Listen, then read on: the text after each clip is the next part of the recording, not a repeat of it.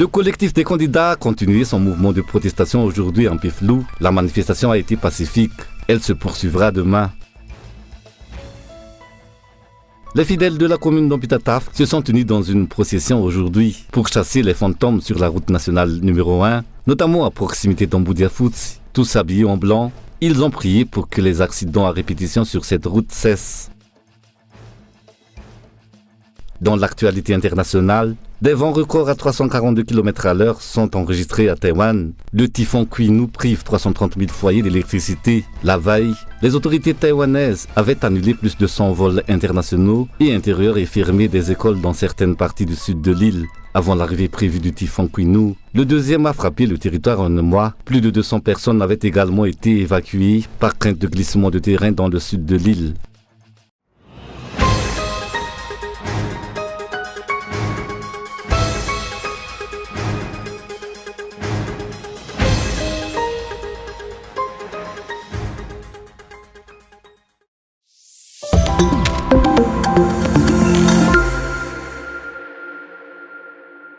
Le mouvement de protestation du collectif des candidats s'est poursuivi aujourd'hui à Peflou et ses environs, en réponse aux nombreuses violations des lois et de la constitution du pays. Les journalistes étaient là pour faire leur travail comme à l'accoutumée. Les forces de l'ordre ont tenté de les expulser, mais ces derniers s'y sont opposés, soulignant qu'ils étaient présents sur les lieux uniquement pour exercer leur métier.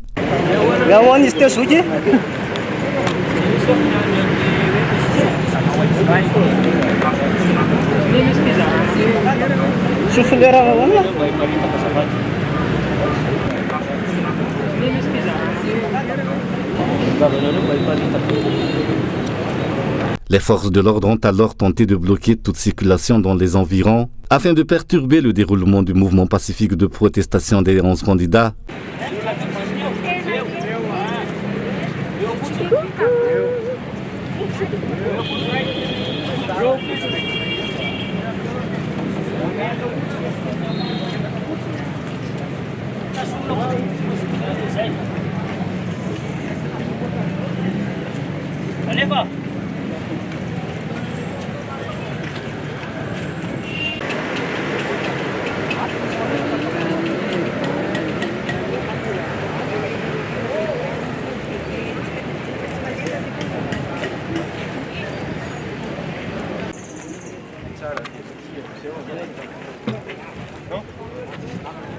À 11h40 aujourd'hui, le collectif des candidats a quitté Anous pour se rendre à Peflou, où ils ont été chaleureusement accueillis par les citoyens qui soutiennent leur cause. Plusieurs candidats étaient présents et leurs partisans se sont précipités vers eux avec enthousiasme.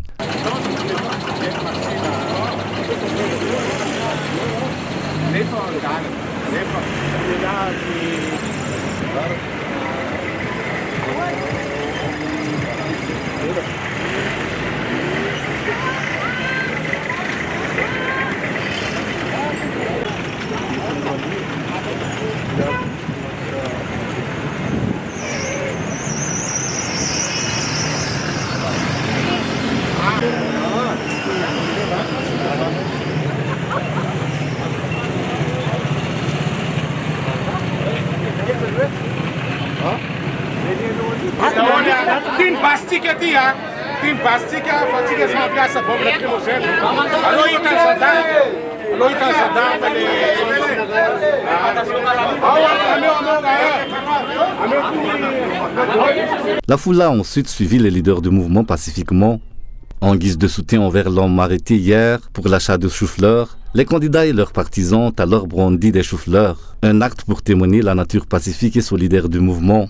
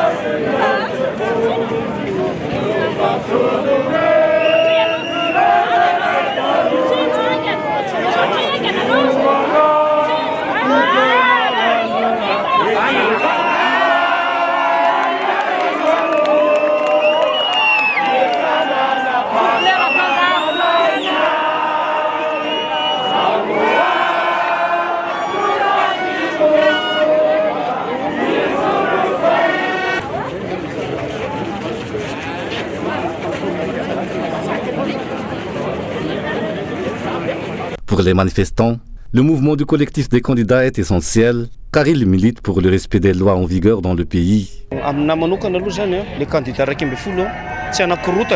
À titre personnel, je crois fermement que les 11 candidats ne sont pas venus pour perturber l'ordre, mais plutôt pour exprimer leurs préoccupations concernant le candidat ayant une autre nationalité. En outre, j'admire les 11 candidats car ils incarnent véritablement l'esprit malgache de solidarité. Même s'ils ont des idéaux différents, ils se sont rassemblés pour combattre les injustices ensemble. C'est ce que je perçois de leur action. Il est crucial de souligner qu'aucune violence ne devrait être exercée contre le peuple, d'autant plus qu'ils ne sont même pas armés. Ils ont seulement du vinaigre et un mouchoir, car l'utilisation de gaz lacrymogène peut causer des blessures et affecter la santé des personnes présentes.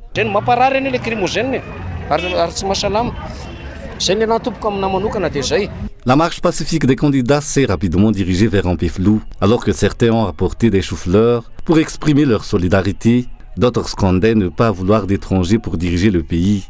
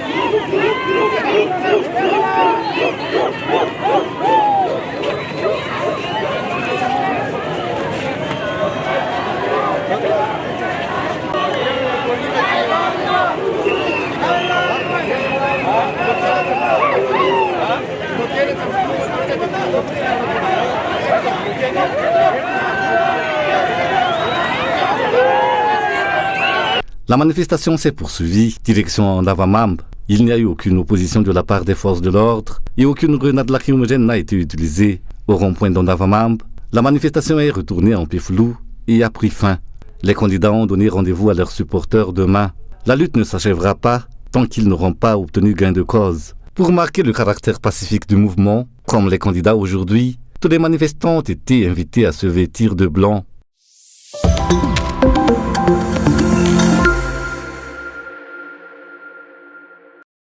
Le collectif des candidats persiste et signe. Il milite dans l'intérêt du peuple malgache et pour les générations futures. Son mouvement est pacifique. Aujourd'hui, une foule importante a radié la cause.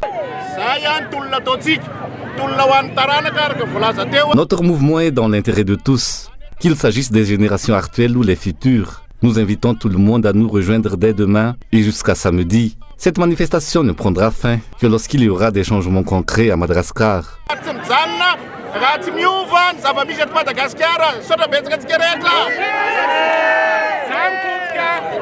Le collectif des candidats est solidaire dans sa lutte pour la liberté.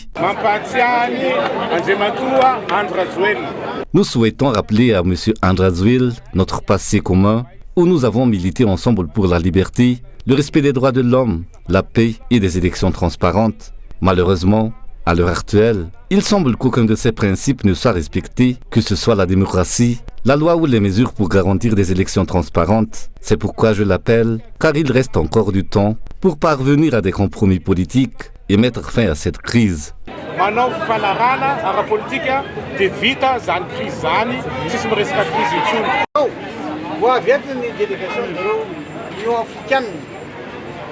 La délégation de l'Union africaine et celle de la SADC seront bientôt là. Notre objectif est de montrer au monde entier que nous sommes un mouvement pacifique et non violent. Ces organisations sont déjà au courant des injustices flagrantes, des arrestations arbitraires telles que celle du H et du Team, ou encore de mon garde du corps qui n'a commis aucune faute, tout comme l'incident où des gendarmes ont crevé un pneu lors d'un embouteillage. Ils devraient apprendre au peuple l'ordre plutôt que de détruire des biens. Les manifestations se poursuivront jusqu'à samedi prochain.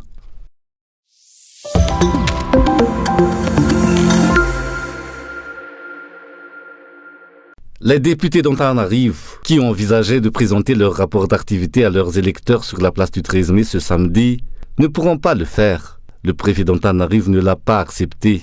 Ces députés avaient remis une lettre au préfet pour l'informer de la présentation de ce rapport, une présentation à laquelle ils sont tenus par la loi et qui relève de leurs attributions.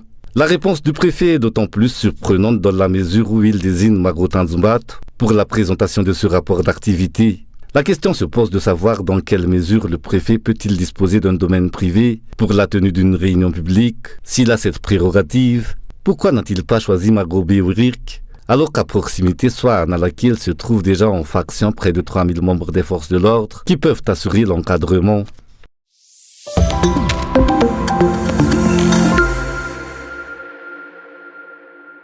La filière vanille est à genoux. C'est ce qu'ont déploré aujourd'hui les opérateurs économiques de la région Sava. Le stock n'est même pas épuisé que la nouvelle production vient le grossir. Jamais auparavant, le prix de la vanille n'a été aussi bas que sous le régime Razoueln. Alors que ce dernier avait fait miroiter la prospérité pour la filière, font-ils valoir. En 2018, Il était en visite à Antala, dans la commune d'Ampouibé en 2018. Il avait déclaré que s'il était élu président de la République, le prix de la vanille serait triplé. À cette époque, le kilo de la vanille valait 7 à 8 millions. Rien qu'en vendant un kilo de vanille, je pouvais acheter du riz pendant une année pour ma famille. À l'heure actuelle, avec le prix d'un kilo de vanille, on n'arrive pas à acheter 30 capotes de riz. La filière vanille est complètement détruite, ou plutôt on l'a détruite.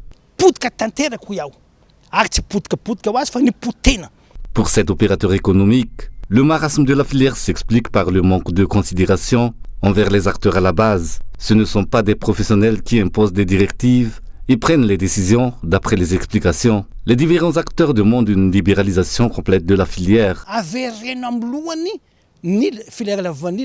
Il faut réhabiliter la filière vanille car elle est le poumon de la Sava et de Madagascar. Quand la filière marche, tout va bien de la Sava à Béourik ou à Mazang car l'argent circule. Il faut revenir à la libéralisation. Le rôle de l'État étant de définir les taxes à prélever.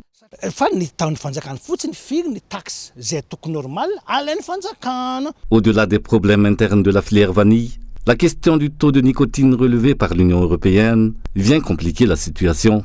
Pour les opérateurs économiques, des solutions d'urgence de la part de l'État s'imposent pour ne pas que les exportations de vanille vers l'Europe soient interrompues. Il se doit d'appliquer des solutions urgentes, efficaces et pérennes pour ne pas détruire des filières comme celle de la vanille sur laquelle repose l'économie du pays.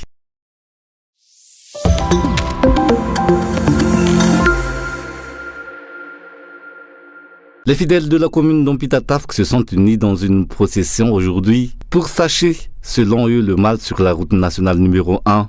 D'après leurs explications, cette route est tentée, notamment à proximité d'Ambouy-des-Fouts. C'est donc de tout blanc vêtu qu'ils ont prié pour que les accidents à répétition sur cette route cessent.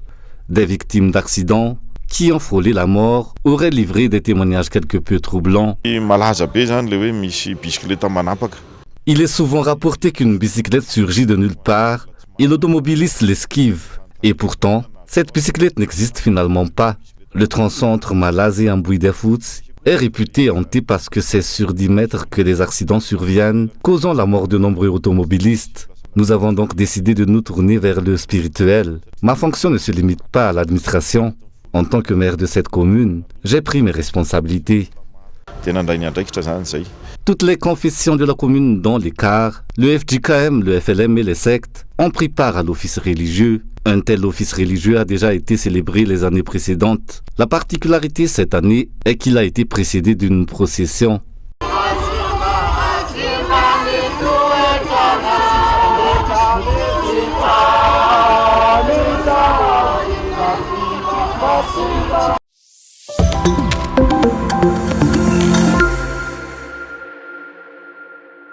Cet homme s'aventure dans la rue sans mesurer la force du vent lorsqu'une violente rafale l'emporte et le projette au sol. Il se relève péniblement. Des vents si forts qu'ils emportent tout sur leur passage. Toitures, enseignes, devantures de commerce. Rien ne résiste au typhon Kwanou et ses rafales à plus de 340 km/h. Sur la côte, les vagues atteignent jusqu'à 7 mètres de haut. Par satellite, on observe l'œil du cyclone en action. L'image passe en boucle dans les médias locaux. Actuellement, le centre du typhon Kwanu se trouve près de la côte sud-est de Taïwan. Plusieurs dizaines de poteaux électriques arrachés. 330 000 logements sont privés d'électricité. Les habitants doivent désormais s'éclairer à la bougie. Il y a eu une panne, puis une autre, et encore une autre. Puis il y a eu un grand bruit. C'est alors que les poteaux électriques sont tombés. Le vent était très fort. C'était terrifiant. Les secours continuent d'intervenir. Bilan provisoire des autorités locales, au moins 1 mort et près de 300 blessés. Le typhon se dirige désormais vers le sud-est de la Chine.